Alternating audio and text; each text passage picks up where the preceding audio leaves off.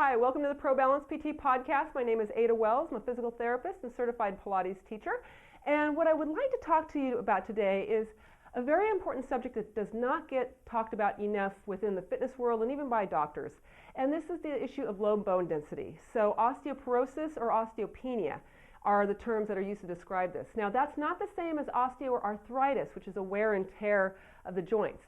Osteoporosis and osteopenia are basically where the areas of your bones, which they're actually, it's called spongy bone in certain areas. So this would be around the femoral neck of the hip. And in the vertebral bodies here of the spine, that particular type of bone is called spongy bone. So like a sponge, if you look at a sponge underneath a microscope, there's a certain density of the kind of articulations in there. But what happens is when you have low bone density, you start having kind of less of that sponge. So essentially, things will start collapsing if you start putting compressive forces on them. So where this is an issue with people that have osteoporosis or osteopenia, first let me talk about one thing with regards to if you have had a test that has, it's a Dexa test that shows, if you do have low bone density. And typically what they do is they test at the hip and they test at the lumbar spine. They don't test at the thoracic spine because you have ribs in the way. So you get a reading and you get a number, and it's a T-score, and they'll say, oh, your T-score is minus 1.5. So now you have osteopenia, which means you do have low bone density. You're not all the way osteoporosis, but that roughly equates to about 15% bone loss, whereas normal would be under minus 1.0 of bone loss. Now, where that is significant is that let's think about positions of the spine that create the most compression at the vertebral bodies. One of the most compressive positions is loaded flexion. So here, I'm upright. This is flexion of my spine. I'm coming forward. Now you can imagine here, if I'm coming forward, the forces are coming forward, and it would just, if I had a really delicate sort of lattice of bone here, and I go and I compress forward on it, what is it going to do? It may create a wedge fracture.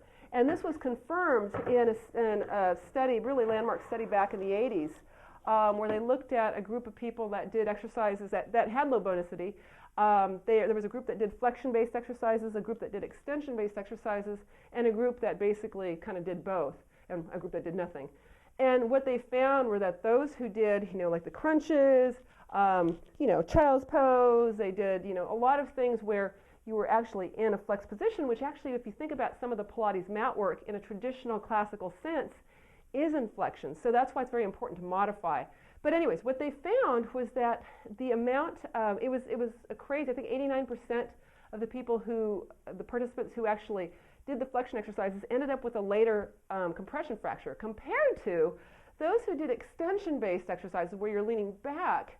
Actually, only 11% ended up, I think it was 11%, but it was a very low number that ended up with compression fractures. So what that tells us, if you have low bone density, you need to stay away from activities. So it's not just exercise. This is watch how you go to brush your teeth at night. Are you leaning over the sink like this, or do you hinge from your hips? So hinging from your hips is fine. This is okay. Spinal flexion is not. Now, the absolute worst thing you can do with your spine that will create the most compression is a flexion motion with a rotation component. Why that's so bad is that not only are we compressing downward, but then we wind up the ligaments, and that creates even more of a compressive force.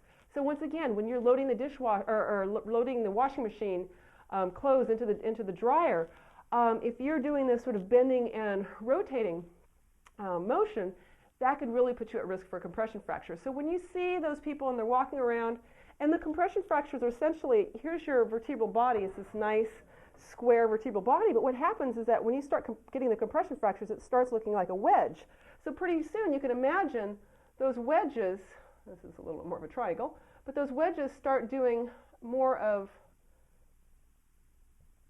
sort of this to the spine. So that's where you will see, kind of the little old ladies that kind of have this particular posture, is a lot of times that's bone loss, and that's now those compression fractures. And they may or may not feel them when they occur. Sometimes they might say, oh yeah, my back hurt for a couple weeks and then it subsided. They may have had a compression fracture. And so this is just very important to note.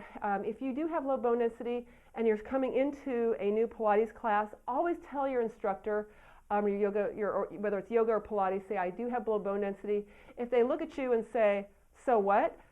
You need to find another instructor or another facility. but they should be able to say, okay, you know what, you're going to avoid flexion exercises. I'll try to in the class, give you a modification for that. So that way you have something to do within the class when somebody else might be doing an exercise that isn't necessarily indicated for you. Keep in mind that just because you're modifying an exercise doesn't always make it easier. Sometimes it's a lot harder, so you'll actually get your money's worth with regards to a workout. So with that, that's just sort of my public service announcement with regards to bone density. Remember that 50% of women over the age of 50 have low bone density, 25% of men over the age of 50 have low bone density. So it's really a widespread problem. It's going to become bigger. People don't know about it, so help spread the word and make sure you educate your own fitness instructors on it if they don't have any idea about the precautions. Okay? Until next time, we will see you on the next segment. Thank you so much.